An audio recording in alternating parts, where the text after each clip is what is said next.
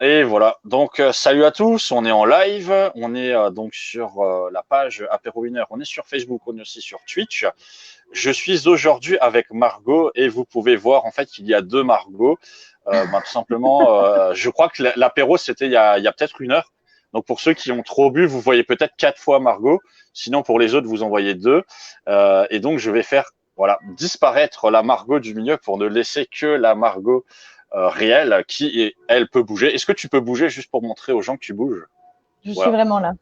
Et donc, pour vous aider, alors normalement, tu le vois aussi, au milieu, tu dois avoir marqué Margot avec une flèche et Lionel avec une flèche. Voilà. Comme ça, vous êtes sûr de ne pas vous tromper sur qui est qui. On a déjà quelqu'un qui nous regarde et on a déjà des likes aussi. C'est super cool. Et avant qu'on commence, tout simplement, Margot, voilà, est-ce que tu vas bien? Comment ça se passe? Il fait pas trop chaud à Strasbourg? Alors bonsoir. Écoute, je vais bien, j'espère que toi aussi. Et Ouais. non, il fait pas trop chaud à Strasbourg, mais j'habite en rez-de-chaussée, c'est un peu une grotte. Peut-être que ça m'aide. Pour l'instant, ça va. Ouais, effectivement, quand on est bas, normalement, on a un peu le vent frais qui vient C'est ça, la nous brise. souffler dessus. Je le dis toujours, donc je le redis, hein, pour ceux qui nous regardent, n'hésitez pas à nous dire si vous nous voyez bien, vous nous entendez bien. Évidemment, comme on est en live, on est soit en Wi-Fi, soit en 4G, soit avec la fibre. Donc voilà, on ne sait jamais comment ça peut se passer.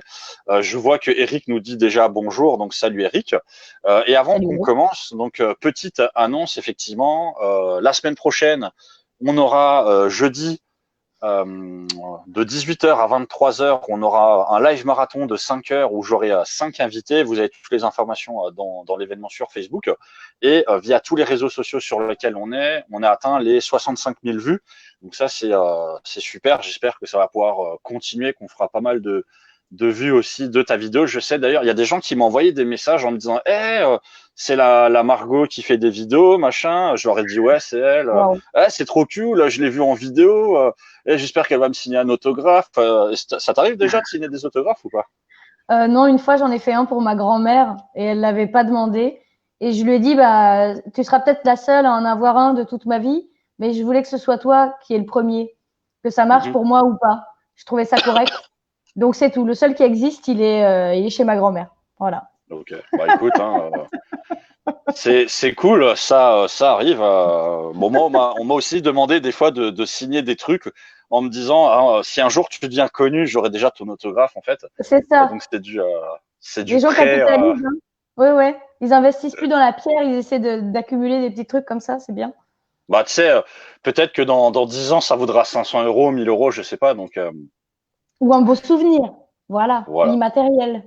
Voilà, tout à fait. Écoute, je propose, vu que je vois que voilà les gens ils commencent à venir, tout simplement qui tu es, en 3, 4, 5 minutes, hein, voilà une petite présentation générale de toi-même, ta vie, ton œuvre, Waouh. voilà de manière générale, qui es-tu, qu'est-ce que tu as fait, où est-ce que tu vas, et après on pourra enchaîner de manière un peu plus sérieuse justement sur tes projets. Et donc je te laisse la parole. Waouh. Alors, vaste question. J'ai essayé de faire un truc dans le temps, hein, voilà. Alors, donc, je m'appelle Margot Laglaise. Je suis en ce moment comédienne. On reviendra peut-être sur le détail de tout ce que Mhm. ça implique. Il y a beaucoup de métiers dans ce métier. Et je suis originaire du sud-ouest, des Pyrénées, d'un village de 35 habitants. Je tiens quand même à le noter. Et à la base, j'étais pas du tout comédienne, puisqu'après mon bac, j'ai fait des études de langue, d'anglais et d'allemand. Ça m'a permis de passer une année à Berlin en Erasmus. Ça, c'était top.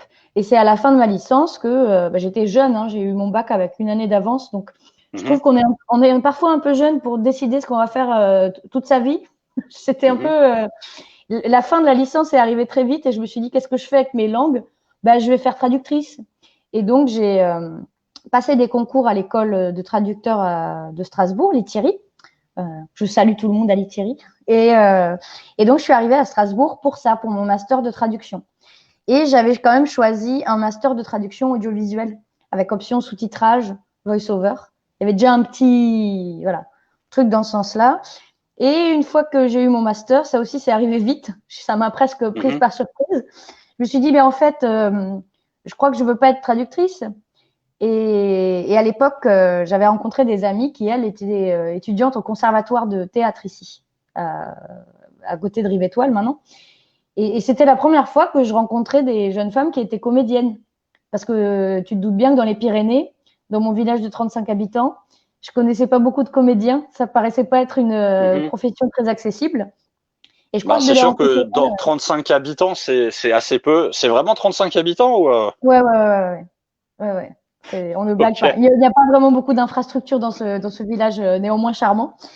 Et donc, ça m'a décomplexée. Et un an après le master, je suis entrée au Conservatoire d'art dramatique et à la Lolita, la Ligue d'impro. Et en n'ayant jamais été sur scène de ma vie, en fait. Hein. Et je me suis dit, voilà, c'est ça que je veux faire. Je veux monter sur scène et je veux apprendre à jouer la comédie. Je veux apprendre l'impro. Et je me suis lancée. Ça, c'était en 2011. J'ai tout démarré en même temps. J'avais 22 ans. Et voilà. Et aujourd'hui, je suis comédienne et j'ai toujours continué l'impro, j'ai continué la scène. Et au fil du temps, je me suis mise à faire aussi du voice-over, du doublage, par réseau en fait. On fait un projet un truc avec quelqu'un qui connaît un autre, il y a eu un effet domino. Par l'impro, je me suis mise aussi à l'animation d'événements en entreprise, parce qu'on joue des spectacles en entreprise. J'ai eu la chance d'animer une émission sur France 3 Grand Est, une web émission qui était faite avec les copains de Synovie à l'époque. Et donc voilà, il y a tout qui s'est un peu enchaîné. Mais j'ai jamais voulu fermer une porte pour en ouvrir une autre, parce que j'aime tout ce que je fais. Donc j'ai toujours voulu tout continuer à faire dans la mesure du possible et dans la mesure des opportunités. Et donc, on va dire, tous les ans, tous les 2 ans, il y a une activité qui s'ajoute. Là, il y a eu le stand-up il y a un an. Et j'essaie de continuer à tout faire. Mais bon, c'est parfois mentalement, sur un mois, quand il y a 6 projets différents, c'est un peu. Faut être concentré quand même. Voilà, c'était ma presse, Lionel. Ok. Bah écoute, effectivement, je pense qu'on va revenir sur un des sujets que tu as développé, qui est le monde du spectacle, j'ai envie de dire, le théâtre et autres. Donc tu es venu assez brièvement dessus, mais est-ce que tu peux développer justement sur qu'est-ce qui t'a motivé, qu'est-ce qui t'a poussé là-dessus? Alors, dis-moi si je me trompe, mais est-ce que tu avais fait le mondial d'impro ou quelque chose comme ça aussi à un moment? Oui, tout à fait, quand j'étais à la Lolita, effectivement. Alors, à la Lolita, tous les ans, on fait partie des ligues qui participent au mondial d'impro amateur francophone, avec la Suisse, Québec, Belgique. Et il y a aussi une équipe italienne de francophiles qui s'y frottent tous les ans. Ils ont du courage. Et donc, cette année-là, j'avais candidaté pour être en équipe de France. J'avais été prise et on était parti 10 jours à Genève jouer le mondial d'impro. Et c'est dingue parce que c'est vraiment joué comme une compétition sportive, quoi. On part avec un coach, on fait des briefs d'avant-match, on débriefe après les matchs, on va voir les autres équipes jouer pour voir un peu comment ils jouent. Et tous les joueurs sont logés ensemble. Enfin, c'est vraiment le tournoi, quoi. On était dans une chambre à 6 avec 3 lits superposés. Enfin, c'est le camping, la colo, la compétition sportive. Et on avait quand même joué la finale devant 1400 personnes. Et ça, c'est quand même un truc de dingue. Et c'est aussi des choses que permettent la Lolita, qui est quand même une ligue amateur, qui est tenue par des bénévoles. Par rapport à ce que tu cotises tous les ans, moi, je suis partie avec ces assos entre ligues, jouer 10 jours à Genève, logé, nourri, et j'ai joué devant 1400 personnes la finale, quoi, au Théâtre du Léman. Et ça, je pense que ça a été ma plus grosse scène, en fait. Et c'était en amateur. Et c'était top. On était fous de jouer là-bas. Et donc, on va revenir peut-être dans le passé. Comment en fait ça s'est fait pour toi au final de te lancer comme ça dans le théâtre? Donc t'as dit t'avais été inspiré, on va dire, par des amis. Mais après, comment ça s'est fait, tu sais? Parce que bon, j'ai aussi beaucoup d'amis qui sont à la Lolita. Il y en a, tu sais, souvent qui restent 1 an, 2 ans. Mais pour toi, tu sais, le fait de continuer, de persévérer là-dedans, par rapport aussi aux études que tu avais fait, etc. Et je pense que là, actuellement, t'essayes d'en vivre aussi. Donc, c'est quoi tu en vis, oui. Donc, depuis 5 ans. Donc, si tu veux, voilà, c'est pour ceux qui nous regardent, c'est quoi, si tu veux, au final, le déclencheur qui te dit, j'ai vraiment envie de faire ça, je vais rester là-dedans. Et au final, bon, je pense que tu en vis, mais t'es pas non plus millionnaire. Donc c'est quoi Non, aussi, si tu veux, t'es pas millionnaire, je pense. non, non, non. Pas que je sache. Donc c'est quoi, si tu veux aussi si tu veux le truc qui te pousse, le truc qui te donne envie. Est-ce que il y a une philosophie de vie aussi dans le fait de faire du théâtre? Est-ce que je sais pas, tu te comportes aussi de manière un peu théâtreuse dans la vie de tous les jours, ou tu le réserves juste pour la scène? Je sais, ça fait Alors, beaucoup de questions, mais est-ce que tu peux te oui, souvenir de tout? j'essaie de toutes les retenir. Ouais, ouais. Alors, je vais juste réagir à ce que tu dis par rapport au fait d'être millionnaire ou pas. Parce Ouais. que j'ai eu ma conseillère Pôle emploi, parce qu'ils savent pas ce qui va arriver aux intermittents, hein. Et, Mhm. euh, et je parlais de ça avec elle. Et c'est vrai qu'on a cette idée que quand on est artiste, soit on crève la dalle, soit on est multimillionnaire. Et en Mhm. fait, moi, je travaille et je vis avec et je connais des tas de gens. On est un peu une classe moyenne, quoi, tu vois. On roule peut-être pas sur l'or, mais enfin, moi, j'en vis correctement, voire très correctement. Selon les projets, il y a plus ou moins d'argent. Et voilà. Après, par rapport à la passion, qu'est-ce qui fait qu'on continue? Déjà, je ne prétendrai jamais parler au nom d'autres comédiens parce qu'on a tous des parcours différents. Certains font plus du théâtre, ils travaillent des pièces, ils jouent des pièces, ils font plutôt que ça. Moi, c'est vrai que parfois je me dis, est-ce que je donne l'impression d'être un peu trop partout à la fois? Mais moi, Mhm. j'aime, tout m'intéresse et j'ai fait des choses vraiment différentes. J'ai animé une émission télé, je fais pas mal d'interventions en entreprise et j'adore ça. J'adore être en contact avec un peu le vrai monde, le monde de l'entreprise et voir comment ça fonctionne et avoir affaire à ces problématiques-là aussi. Il y a la scène qui est toujours un plaisir immense en fait, d'avoir le droit juste d'aller sur scène, raconter des histoires ou même inventer des histoires. Et je crois que ce qui a fait que j'ai persévéré, c'est que je blaguais tout à l'heure en faisant la petite pub du live en disant je vous raconterai comment j'ai fait ma crise de la quarantaine à 22 ans. C'est vrai et c'est faux parce que j'avais fait ces études de traduction et j'ai compris vers la fin que ça n'allait pas, que j'avais pas envie en fait. J'avais pas le feu sacré pour faire ça. Et je pense qu'au fond de moi, j'avais toujours un peu eu des velléités artistiques, mais que j'avais grandi dans un environnement pas Mhm. pauvre culturellement, mais ça n'existait pas. Donc c'est bizarre quand tu connais pas du tout un milieu. Moi, j'avais cette idée que pour être comédien, il fallait être fils de comédien à Paris, quoi. Je m'étais jamais dit que partout en France, il y avait des gens qui faisaient ce métier. Enfin, c'était un peu très intimidant pour moi. Et je pense que de croiser des gens qui le faisaient, ça a été un déclic. Cela dit, d'arriver au conservatoire et à la Lolita en même temps et Mhm. d'être débutante dans un domaine que généralement les gens au conservatoire, ils avaient fait section théâtre au lycée, tu vois. Moi, j'avais Mhm. jamais dit un texte devant des gens. J'avais un sentiment de nullité, mais intersidéral, tu vois. Devenir débutant alors que tu as fini des études dans un domaine et que voilà, ça y est, on t'a diplômé, tu es un peu expert. Enfin, tu débutes en tant que pro, Mhm. mais voilà. Et se remettre à zéro et aller démarrer un truc où tu comprends pas ce qui se passe et tu sais pas le faire, c'était quand même un peu violent. Et pour l'ego, bon, bah, ça te fait un petit coup de. Mais je crois que tout simplement, j'avais trouvé ce que j'avais envie de faire, quoi. Enfin, il n'y a pas de secret. Quand on a vraiment Mhm. envie et qu'on trouve. On se dit souvent, alors est-ce que tout le monde a une vocation? Comment est-ce qu'on trouve sa vocation? Et j'étais avec des amis, c'était bah, pendant mon master. Et j'ai un pote qui me dit, Margot, si quand en te réveillant demain, tu pouvais faire n'importe quoi, ce serait quoi? Et ne réfléchis pas à qu'est-ce qui est possible ou pas possible. Je veux que tu me répondes du tac au tac. Si demain tu te réveilles et que tu peux faire le métier que tu veux, c'est quoi? Et j'ai dit comédienne. Et j'étais en étude de traduction à la place. Il m'a dit, ben voilà, tu as ta réponse. Et je Mhm. trouve que cette question, elle est pas mal. Mais bon, il faut se libérer de tas de trucs pour y répondre, quoi. Et puis bon, peut-être que si j'avais dit mannequin, tu vois, avec mon mètre 60 et mes Non, dents un peu de travers, ça tu aurait été serais peut-être compliqué. devenue Miss France, tout est possible. Voilà, j'aurais fait un truc, j'aurais mis des gros talons et voilà. Mais en tout cas, ça m'a pas mal aidé. Et après, je sais pas, j'ai l'impression que j'ai un genre de personnalité où je suis capable de tergiverser pendant très longtemps, Mhm. mais une fois que j'y vais, il y a un putsch dans ma tête, quoi. C'est parti, on y va. Tu vois, et puis on n'est jamais prêt pour rien. Enfin, Tu vois, quand tu te dis, j'ai envie de lancer ce projet, est-ce que je suis prêt, est-ce que je suis pas prêt? Mhm. Faut toujours y aller quand on se sent pas prêt parce que ça viendra pas, quoi. Faut y aller. Voilà. Je crois que j'ai peut-être réussi à me souvenir de toutes tes questions. Non? Je sais pas. Ouais, ben justement, au niveau du fonctionnement, comment ça s'est juste passé pour toi au niveau de la Lolita ou du théâtre? Là, je parle pour ceux qui nous regardent, qui seraient peut-être intéressés.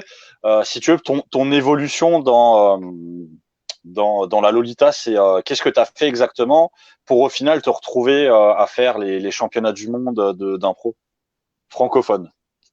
Alors, pour tous ceux qui ont été dans cette association longtemps, il y aura débat. À un moment donné, il y avait des efforts pour inclure plus de femmes aussi en Mhm. championnat et tout ça.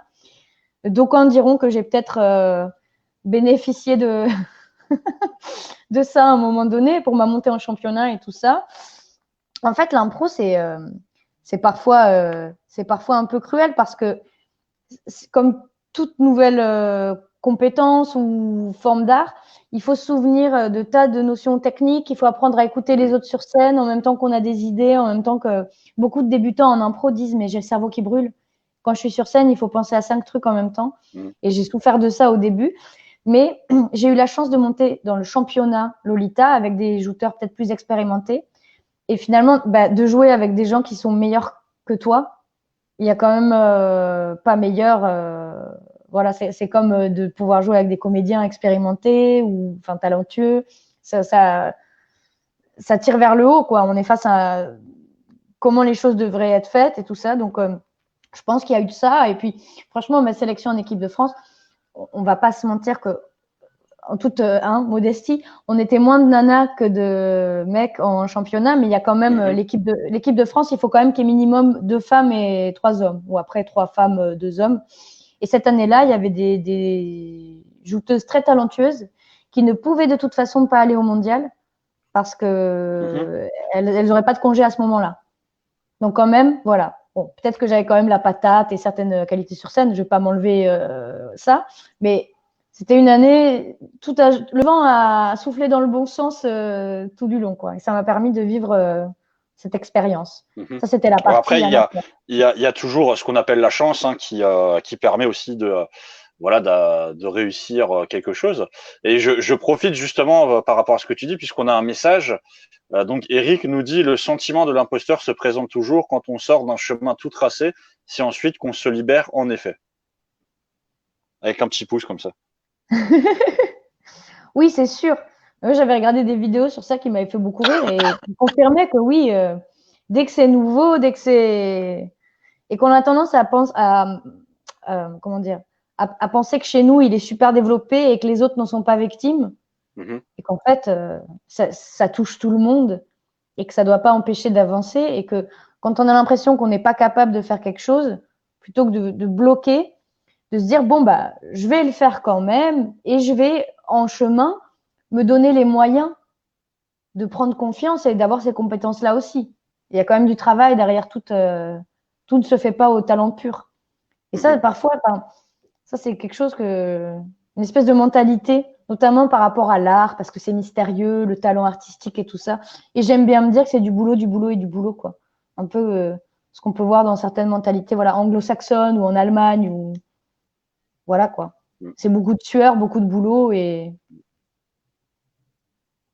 voilà. Bah écoute, je te propose en fait de continuer sur cette voie. Il y a peu de temps, on était tous confinés chez nous pendant 2 mois si je ne m'abuse, et je sais que toi tu as fait des choses justement pendant ces 2 mois pour essayer de à la fois passer le temps et à la fois combiner bah, au final tes talents, tes compétences. Ben déjà, est-ce que tu peux nous dire ce que tu as fait?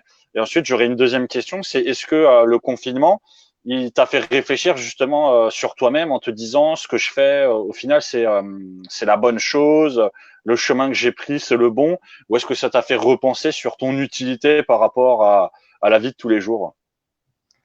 Alors, hein, des questions existentielles, Lionel. Hein, on Ouais. va au fond du.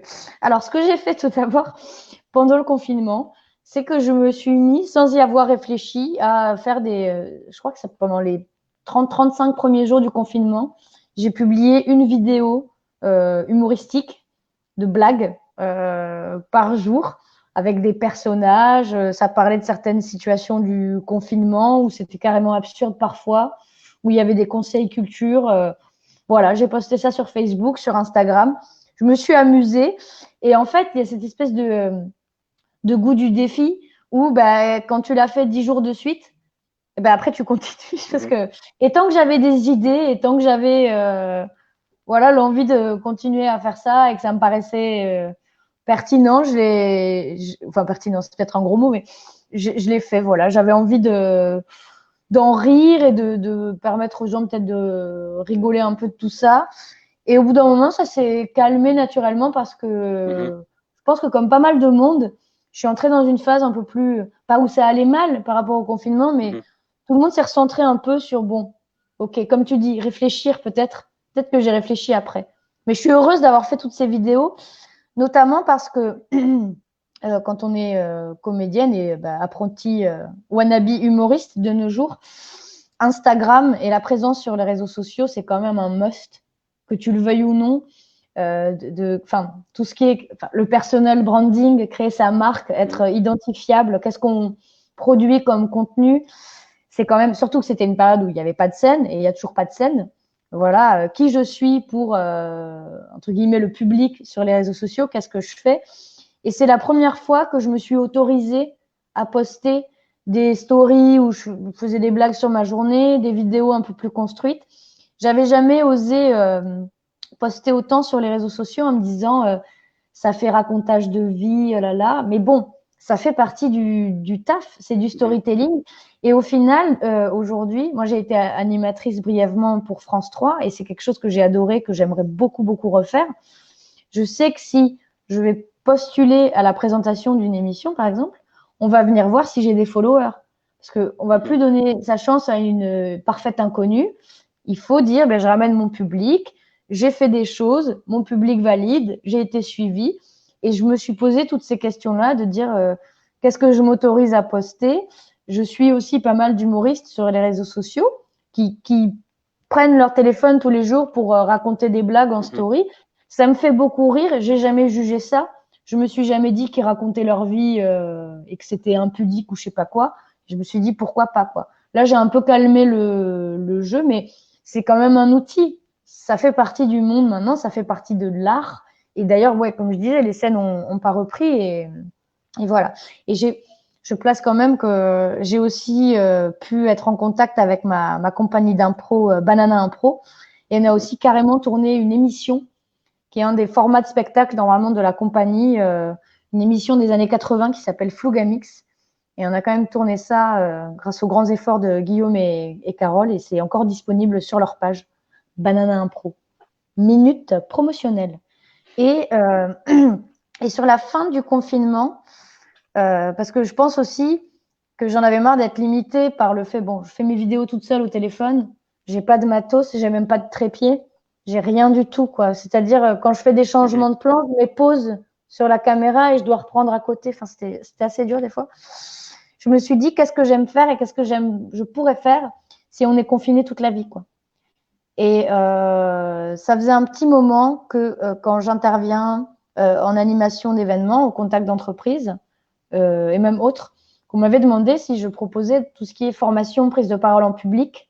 Alors désolé, je vais faire du bilinguisme, mais comment est-ce qu'on dirait presentation skills, tout ce qui est écriture de discours et tout ça, enfin tout ce qui est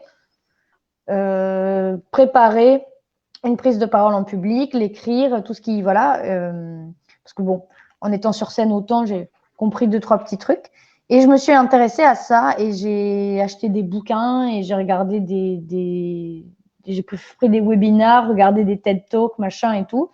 Et je me suis intéressée à développer un peu plus cette partie-là de mon travail pour maintenir ce lien avec le monde de l'entreprise et tout ça. Et en ce moment, je bosse sur ça et l'écriture stand-up, je pense, reprendra quand il y aura des dates. Là, ça a failli. Mais c'est vrai que ce que j'avais écrit pendant le confinement, c'était très confinement, même si ça parlait pas que de l'oppression, de tout ça. Et je sais pas si les gens sont prêts à ce qu'on refasse des sketchs pour eux en faisant comme si s'était rien passé en 2020. Tu vois. Mhm. Donc, j'ai tout ce que j'avais écrit avant le confinement, avant le Covid.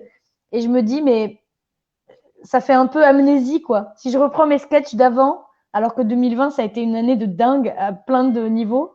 Voilà, je pense qu'il faudra se remettre à l'écriture avec les lunettes 2020, tu vois. Alors, bah écoute, je profite de ce que tu as dit, on a un message qui dit: un voyage de milieu commence par un premier pas, entre parenthèses, Lao Tzu, et ensuite les autres pas se font au fur et à mesure en bossant dur, intelligemment et en s'amusant dans le process.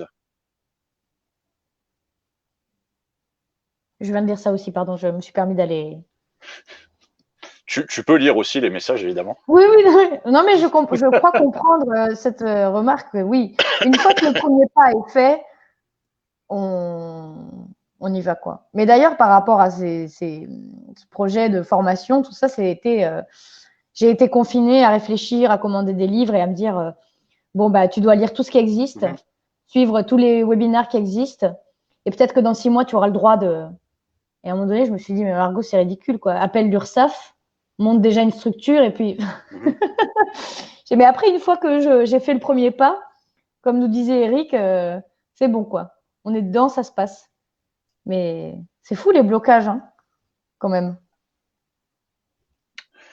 Et oui, il existe plein de blocages. D'ailleurs, je vois que Serge aussi nous dit bonjour. Et je sais Bonjour, que Eric Serge. et Serge sont. D'ailleurs, si vous voulez intervenir, hein, n'hésitez pas, Serge. Je sais qu'en ce qui concerne le développement personnel, le blocage, tu aurais sans doute des questions, des choses à dire. Et pendant qu'ils réfléchissent, je te propose tout simplement d'enchaîner aussi.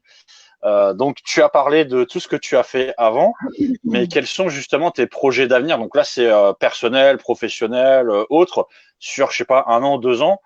Justement, est-ce que tu as des trucs avec la Lolita, tu as des trucs peut-être perso que tu veux développer? Est-ce que tu as déjà réfléchi à ça? Est-ce qu'il y a déjà des choses qui sont en train d'être mises en place? Alors, vaste question. Donc, la Lolita, je précise, c'est une asso d'impro amateur. Mhm.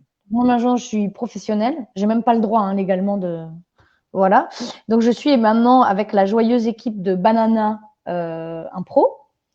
Voilà. Mhm. Donc là, on va regarder vers la saison prochaine, hein, parce que cette saison pourra être, voilà, se voir dans des parcs et tout ça, mais pour l'instant, c'est pas trop. Donc, ça continue avec eux. Je continue toujours de faire du voice-over pour des documentaires, notamment Arte, ou des émissions et du doublage. Donc ça, Mhm. c'est quelque chose que j'adore faire aussi et ça continue, quoi, ça tourne. J'ai des petits projets de tournage, mais bon, on ne sait pas ce que ça va donner. Il y a peut-être des idées, des missions, voilà. Mais ça, je tiens à dire, je vais faire mon auto-promo, Lionel, parce que j'avais adoré animer ces beaux dehors, aller dans Mhm. tout le Grand Est, rencontrer des gens, les interviewer, leur demander de nous raconter bah, leur passion, ce qu'ils faisaient dans les musées ou les assos sportives et tout ça. Et je sais que j'adorerais pouvoir réanimer un projet comme ça, quoi. Une émission itinérante ou de voyage ou de. Voilà. Parce que c'est quand même un beau métier de voyager et d'aller demander aux gens ce qu'ils font. Et enfin, ça devrait, tu vois, c'est un métier. Voilà. Donc, Mhm. j'adhère. Ce serait vraiment agréable. Je planche pas mal sur donc toute cette activité de formation parce que j'aime bien aussi transmettre. Et au fil du temps, notamment par l'impro, j'ai pu donner des ateliers à des gens de profils vraiment différents. Il y a eu des petits-enfants, un atelier impro éveil. J'ai donné des ateliers d'impro, comment dire, de lâcher prise, mise en Mhm. confiance, cohésion à des gens dans leurs entreprises. J'ai pu faire ça aussi pour des gens dans des écoles d'impro. J'ai pu faire un peu de mise en scène avec des chanteurs lyriques, de l'impro auprès de jeunes danseurs. Et j'ai vraiment envie de me dire, bon ben voilà, j'ai souvent été sur scène, j'ai souvent animé des événements. Et la peur que j'avais à l'époque, ou la projection négative que j'avais à l'époque, ben voilà, avec le temps, ça va beaucoup mieux. J'ai gagné en aisance et de pouvoir partager ça et transmettre ça, ça me botterait vraiment beaucoup. Et toujours avec à l'esprit que j'adore être sur scène, j'adore jouer en impro ou même des pièces. Moi, j'ai joué à la Chouk dans la revue Mhm. satirique pendant 3 ans. On écrivait les sketchs nous-mêmes en début d'année, les chansons, on les jouait. Je salue d'ailleurs toute l'équipe de la Chouk et Roger et Suzanne. Et j'adore aussi. Mais d'aller après voir voilà, comment se passent les choses en entreprise, quelle est la réalité de gens qui font pas le même métier que moi. Je trouve ça super intéressant en fait et de pouvoir peut-être, pareil, hein, bon, je suis jeune et je fais pas ce métier depuis 25 ans, mais apporter peut-être ce que j'aurais appris à des gens qui font pas le même métier que moi et ce transfert-là, je trouve ça vraiment intéressant, quoi. Donc, c'est à peu près tout. Mais moi, Lionel, j'ai envie de tout faire dans la mesure du possible. Et voilà. Mais après, voilà, j'ai pas. Un jour, je fonderai une famille. Je serai une mère de famille desperate housewife. Pour l'instant, j'ai pas eu à me poser trop de questions sur la compatibilité de mon métier où on peut travailler jusque tard le soir, dimanche inclus. Et voilà, tu vois, j'ai pas un enfant qui pleure derrière. Le jour où ce sera le cas, ben voilà, je souhaite à mon futur compagnon d'être lui aussi souple et flexible dans notre quotidien foufou. Ceci n'est pas une annonce. Après, on va recevoir des messages. Alors, évidemment, le futur, enfin, tu ne sais pas encore ce que le futur te réserve en termes d'amour et en termes de famille, mais ça va venir. J'en profite pour rebondir, puisque Serge nous dit que tu as été élu meilleur impro chez Toastmaster. Oui, Et, tout à fait. et Serge a une vraie question d'ailleurs à te poser. Ben, je vais juste voilà, mettre le bandeau questions-réponses puisqu'on arrive un petit peu dans les questions-réponses. Alors, on a une première question de Serge qui te demande comment tu fais pour lâcher prise lors des impros. J'y arrive toujours pas. Alors, je sais comment ça se passe pour moi, mais merci Serge de m'aider à apprendre à transmettre aussi. Je parlais tout à l'heure de putsch dans ma tête et je crois qu'en impro, on nous demande souvent ça d'ailleurs quand on fait des spectacles d'impro en entreprise, mais comment vous faites? Moi, je bloquerai sur place. Et je dis aux gens que au bout d'un moment, à force de pratiquer, il faut qu'il y ait une case qui saute dans votre tête. C'est-à-dire qu'à un moment donné, ne pas y aller, ne rien dire, n'est pas une possibilité. Donc on éteint, c'est comme un compteur électrique, on éteint ce bouton-là. Ce n'est même pas possible, ça n'existe pas. De toute façon, il faut faire un mime, parler, interagir avec l'autre. C'est presque militaire ce que je suis en train de dire, quoi. La retraite n'est pas une option. On continue d'avancer et pour moi, c'est la meilleure manière que j'ai de le décrire, quoi. C'est-à-dire, on continue, on est là. Et puis après, l'impro, c'est pas de la magie. Il y a aussi des petites techniques que chacun a. Moi, si je suis sur scène et qu'à un moment donné, dans ma tête, je me dis, punaise, où est-ce qu'on va? Si tout d'un coup, j'ai une espèce de crise, je vais peut-être m'arrêter pour faire un mime ou prendre un temps un peu plus long pour réagir à ce que dit mon partenaire. Mais c'est parce que pendant ce temps-là, je serai en train de très vite essayer de réfléchir à quoi amener. Et tout ça, c'est des petits trucs en fait. On croit toujours que tout est magique, alors qu'en fait, au bout d'un moment, les gens, ils introjectent tout un nombre de techniques. C'est comme avec la prise de parole en public. C'est-à-dire qu'à un moment donné, on arrive à rendre invisible des choses qui sont visibles quand on a moins d'expérience. Mais ça ne veut pas dire qu'on n'a plus jamais le trac ou qu'on n'a pas des trous de mémoire. Et c'est vrai que moi, maintenant, si j'anime un truc et que j'ai un trou de mémoire, je vais pas faire, ça va peut-être pas se voir, quoi. Je vais prendre un moment, ce sera la panique dans ma tête, mais je vais avoir l'air très calme. C'est ce qu'on disait en fait. L'imposture continue, mais on la gère, quoi. Je crois. Et j'ai une très belle question de JC qui te demande comment on évite le point Godwin en impro, comment on évite de tout ramener à peu de choses et à éviter la gaffe. Eh ben, je crois que là aussi, c'est aussi une. C'est pareil, il faut se dire, pour moi, c'est un autre interrupteur du compteur où on se dit, je ne vais pas faire de blagues graveleuses, je ne vais rien dire de raciste. Alors bon, j'espère que c'est introjecté chez la plupart des gens, sinon il faut peut-être essayer d'évacuer tout ça et se dire, ceci n'est pas une option. C'est la facilité, non, je ne vais pas y aller. Et à force, l'impro, ça se travaille aussi en atelier. C'est comme un sport. En général, on a des ateliers une fois par semaine. Et avec la pratique, c'est des techniques. C'est comme un musicien qui ferait ses gammes ou un footballeur qui va travailler certains passements de jambes. On s'interdit de faire ça en se disant, je vais aller vers la noblesse de l'âme et des idées poétiques. Et je pense que c'est ça, en fait. Il n'y a pas de secret. Hein. On a tous eu des moments où on a sorti une phrase pas possible alors qu'il y a des enfants dans le public et tout ça. Au bout d'un moment, ça devient une barrière, quoi. Ok. Bon, en tout cas, j'espère que ça répond à ta question, JC, et que Oui, évidemment, quand tu fais de l'impro, tu ne rentres pas dans le point Godwin rapidement, et que tu fais en sorte que ça arrive le plus tard possible, voire que ça n'arrive même pas. oui, c'est ça, Euh, voilà. En coulisses à la fin du spectacle. quand vous prenez la bière à 2 heures du matin, il n'y a pas de souci. Alors, Eric te répondait comme les canards quand ils nagent, tranquilles et calmes en surface et pédalant comme des fous avec leurs pattes sous l'eau. C'est ça. Ou comme les nageuses synchronisées. Elles sont à la surface comme ça, toutes belles. Et en dessous, il y a les. Voilà, exactement, Eric. Ah là là, ce bon Eric. Tiens, d'ailleurs, j'en profite. Donc, JC te remercie de cette réponse. J'espère que Ben, ça te sera merci, utile. JC. J'en profite puisque d'ailleurs, Eric, qui sera l'un des invités de la semaine prochaine, jeudi, pendant notre marathon, j'ai Eric qui est un aventurier. Est-ce que toi, ça t'est arrivé justement de voyager? Alors, quand je dis voyager, c'est dans le monde, hein, en dehors de la France. Mais est-ce que t'es déjà parti en dehors de la France pendant plusieurs mois faire un vrai voyage? Malheureusement, non. Parce que, alors, moment tristesse, problème de riche, hein, j'ai eu une phobie absolue de l'avion pendant 6 ans, Mhm. que j'ai réussi à régler il y a 2 ans.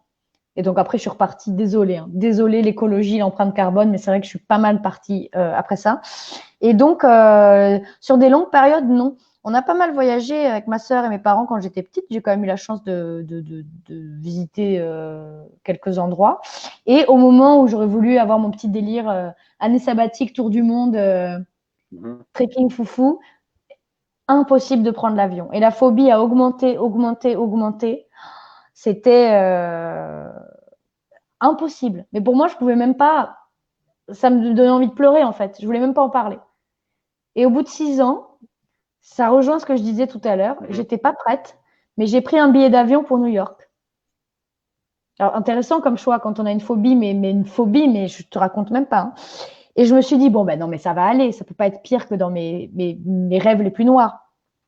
Je suis arrivée à l'aéroport à Francfort. J'ai pleuré tout le passage des contrôles. J'étais au téléphone avec ma mère qui me disait, calme-toi, sinon ils vont pas te laisser monter dans l'avion. Et je suis montée dans cet avion et j'ai fait la pire crise d'angoisse. Désolée, c'est des phobies qui nous écoutent. Hein. J'ai fait la pire crise d'angoisse de ma vie pendant 2 heures. J'ai cru que j'allais crever. Mais après ça, j'étais à New York. J'avais toujours rêvé d'aller là-bas. Et Mhm. depuis, je reprends l'avion. Donc parfois, on n'est pas prêt, mais il y a le putsch. Et après, ça va mieux. Donc, je rêverais ouais, de pouvoir partir un peu plus longtemps. Après, tout d'un coup, on n'est plus étudiant, on a un travail, même un travail irrégulier, et pouvoir partir pour des longues périodes de temps, ça devient un peu plus Mhm. compliqué. Moi, je travaille quand on m'appelle et que voilà, je crée certains projets, mais j'essaie de répondre présente quand c'est possible. L'an dernier, pour des raisons personnelles, j'ai été pas mal en Asie du Sud-Est, mais Mhm. jamais 6 mois à la fois, quoi. Et ça a quand même déjà un peu porté préjudice à ma carrière quelque part, parce que bon, bah, les gens, quand ils ont l'impression qu'on n'est pas là, alors que j'étais là, mais voilà. Donc, j'aimerais ouais, pouvoir. Est-ce que c'est compatible avec tous ces projets professionnels? Je ne sais pas. D'où cette idée magique de faire une émission de voyage, Lionel. Si quelqu'un nous écoute et avait dans les cartons un projet d'émission de voyage nouveau, original, avec une animatrice un peu sympatoche, j'envoie mon CV, ma démo. Je rêverais de ça. Bah Voilà. écoute, on peut faire des émissions de voyage à Strasbourg, hein, J'ai fait ça dans mon salon pendant le voyager. confinement. J'ai fait ça dans mes toilettes pendant le confinement. Mais bon, c'est vrai que s'il y a plus exotique, au bout d'un moment, on ne refusera pas, tu vois. Il y a Mulhouse. Oui, tout à fait. Je connais d'ailleurs très mal Mulhouse. Donc, tu as raison de me rappeler à l'ordre. Un petit coup de TER et on y est. Euh, je continue sur les questions. On a Pierre le crieur qui te demande, il paraît que tu as fait la fête de la musique dimanche, c'était bien? Pierre le crieur. C'est d'ailleurs grâce à lui. Parce que Pierre, comme son nom l'indique, est notamment crieur public. Mhm. Donc, je ne sais pas si tu connais ce Ouais, concept. ouais. Il récolte des messages et il va les crier à l'ancienne sur les marchés. Et pendant le confinement, il a lancé un projet qui s'appelait les criers confinés. Et ça partait du principe que on avait parfois des gens qu'on aime qui étaient à plus d'1 kilomètre de chez soi. Donc, on ne pouvait même pas discretos aller sous leur fenêtre pendant sa promenade autorisée. Et donc, il a créé un formulaire en ligne où les gens pouvaient envoyer leur message, l'adresse, numéro de téléphone du destinataire. Et il y a une escouade de crieurs, dont j'ai fait partie sur la fin, qui allait déclamer ces messages aux fenêtres des gens. Et suite à ça, la ville, cherchant quoi faire pour la fête de la musique, a contacté Pierre, qui a contacté un certain nombre de son escouade pour animer la fête de la musique dimanche passé dans les quartiers, pour que tout ne soit pas toujours au centre.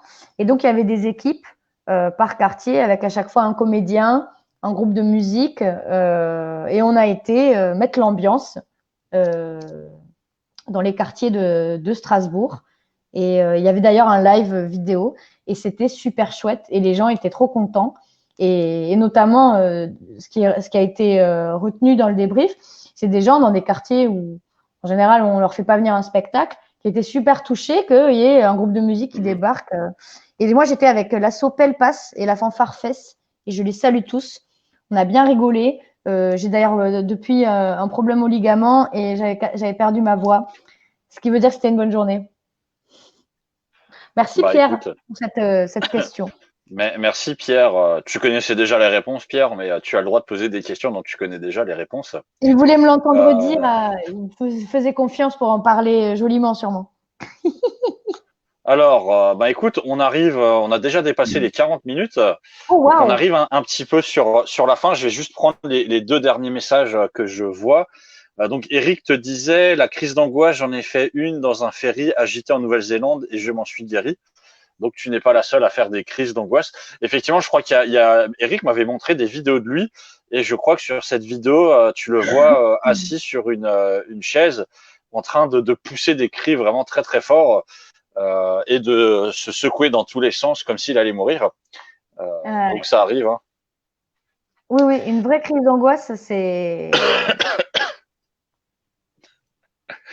Et tu as JC qui te dit, tu peux faire des baptêmes de l'air le week-end en aéroclub, c'est de l'aviation amateur en mode sympa. Alors JC, j'avais fait ça, mais ça ne m'avait pas… J'avais réussi à supporter d'être dans un petit avion. J'avais été à l'aéroclub à Nauf, c'est ça, et sans rien dire à personne, j'ai réservé mon petit baptême pilotage. Je suis arrivée le jour même, j'ai été dans le petit avion, j'ai piloté le petit avion une demi-heure et je suis redescendue et je me suis dit ouf, j'ai survécu, ça va pas mieux, plus jamais. Mais j'y sais, j'aimerais faire un petit clin d'œil parce que j'ai quand même, pendant cette période où l'avion, j'étais toujours pas trop fan, j'ai fait de la voltige aérienne. C'était grâce à l'émission C'est beau dehors, une fois de plus, avec les copains de Sinovi, que je resalue, Mathieu, Olivier et Nicolas, Adrien. Gros bisous à vous. Et donc, on me dit, bah, tiens, on va faire une émission sur la voltige aérienne. Donc, les avions qui font des loopings et tout ça. Et ils me disent, Margot, c'était moi qui testais toujours tout dans l'émission. On sait que tu n'es pas trop fan de l'avion. Ça va aller pour faire cette émission? Je dis, oui, bien sûr. Et quand je me suis retrouvée dans l'avion, l'horreur, c'est que les avions de voltige, il faut laisser chauffer le moteur avant de décoller. Mais on est déjà quoi, on se sangle, on ferme l'avion. Et là, je me dis, bon, bah, faut y aller, sinon je vais vouloir descendre. Et là, le bonhomme me dit au casque, oui, mais là, il faut que je laisse chauffer l'avion pendant 15 minutes. Et je me suis dit, mais il se fout de ma gueule. Moi, j'ai le temps de faire 4 crises d'angoisse à la Eric, à crier, à me balancer de… Et on a fini par le faire. Et on a fait des loopings et des trucs et des… Je ne recommande pas. Je trouve que c'est un petit peu violent pour le corps et pour la tête. Mais je suis très contente. C'est un des trucs que l'émission m'a permis de faire et c'était dingue, quoi. Voilà. Bah écoute, moi aussi d'ailleurs, il faudrait un de ces quatre que je monte dans un avion et que je m'envole. Bah écoute, on arrive à la fin du live, hein, on est quand même sur 45 minutes. Moi, je te remercie d'avoir participé. J'espère que tu t'es amusé. Évidemment, oui, vous pourrez retrouver la vidéo en replay sur la page Facebook, sur Twitch, sur YouTube, sur plein de trucs. Et je vous rappelle que la semaine prochaine, on va se faire un marathon de 5 heures. Donc, si jamais vous avez rien à faire jeudi, on sera là avec plein de profils différents. Je vous invite à regarder sur l'événement, mais on aura des gens dans le domaine de l'entreprise, des gens dans les aventures. On aura aussi des gens sur le droit des femmes, sur tout ce qui est impression 3D, etc. Donc, on a vraiment plein de profils différents. Le dernier message de Pierre, c'est Margot. Bravo Margot, virgule, espace, tu assures. Je ne sais pas ce que tu en penses. Je le remercie. Et je le remercie, lui et Shirley, pour ce petit badge que j'ai eu à la fin d'écrit. Petit message personnel. Là, j'ai envie de faire mes merci, mes bisous, tu vois. Moi aussi, je veux bien un badge, Pierre, si jamais. Il faut aller déclarer des messages sous les fenêtres des gens, si tu veux gagner ce badge. Je veux bien déclarer des poèmes d'amour sur les fenêtres des gens. Il y a pas de voilà, souci. vous pouvez entrer en contact. Voilà, c'est beau. C'est le réseau. Et donc, si tu as un dernier mot à laisser à ceux qui nous regardent, n'hésite pas. Un petit message pour finir ce live. Alors, j'ai envie de dire des choses positives et chouettes sans passer pour une candidate à Miss France. Mais je crois que j'ai envie de dire que quand on trouve ce qu'on aime, il faut y aller. Que c'est fini les parcours linéaires. Enfin, bon, il y en a qui ont la chance d'en avoir un, mais voilà, qu'on a le droit de changer d'avis, qu'on a le droit de vouloir essayer quelque chose de nouveau, que les autres aussi, ils ont peur, que parfois, il suffit de se forcer à faire ce fameux premier pas et que tout se passera bien. Et gros bisous à tous les copains, collègues, ex-collègues, copines, camarades que j'ai cités et peut-être pas cités, mais les gens avec qui j'ai travaillé qui m'ont permis d'en arriver là et de continuer avec ce magnifique effet domino. Prenez soin de vous, continuez de pratiquer les gestes barrières. Gros bisous à ma maman, mon papa, ma mamie. Voilà. Écoute Lionel, j'ai pas ma Plein de checklist. poutous. Ouais, voilà, Plein de poutous. Moi, j'en profite aussi. Demain, à 19h, on aura un apéro physique au comptoir de Gênes. Donc, s'il y en a qui veulent venir rencontrer des femmes inspirantes, il y en a certaines qui seront présentes. On pourra discuter. Et voilà. Et comme dit, sinon, on se retrouve la semaine prochaine.